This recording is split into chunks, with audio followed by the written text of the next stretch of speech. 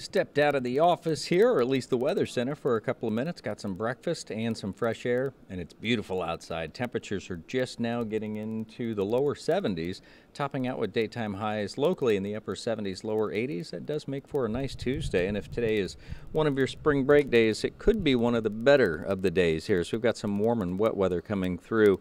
This model is cleared up a little bit when it comes to the cloud cover. Obviously, it's being overdone compared to what we're really seeing here, but what does match up is the timeline, and this one does a great job. It's the hour-by-hour forecast for tracking what could be some wet weather, and that starts late tonight. There you are, that transition here from about 11 o'clock to midnight, overnight, and the potential for some spotty showers as we start what will be a wet Wednesday. It's not an all-day thing, so here we are at 10 o'clock, 11 o'clock, still to the west. By the lunch hour, I do expect to see some spotty showers near I-75 and up through and along I-10. By 3 o'clock, here's where the kids are getting off the bus, and it could be a bit dicey at times with showers and storms. This is the first of two parts of the frontal boundary. This one comes through and kind of sags, stalls into the area, and then we get Thursday's approach, and here's where it's going to come swinging through, and I'll take you through it numerically.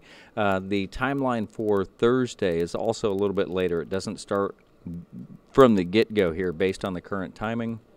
As you can see, it's around 2 o'clock in the morning. Conditions are still relatively dry, but by 10 o'clock, 11 o'clock, so it does look like the early morning commute, although wet from Wednesday's rain, should be much lighter compared to what we'll see throughout the afternoon. And then Thursday, overnight and into early Friday, we'll get one last push, but it should be done by about 8 to 10 o'clock in the morning on Friday. And those areas that would be affected would be Gainesville, Palatka, Flagler, and into southern St. Johns County, topping out at what could be about an inch and a half to an inch and 3/4 of rain before it's all said and done. So that could lead to unsaturated ground cover, temporary or at least some isolated flooding.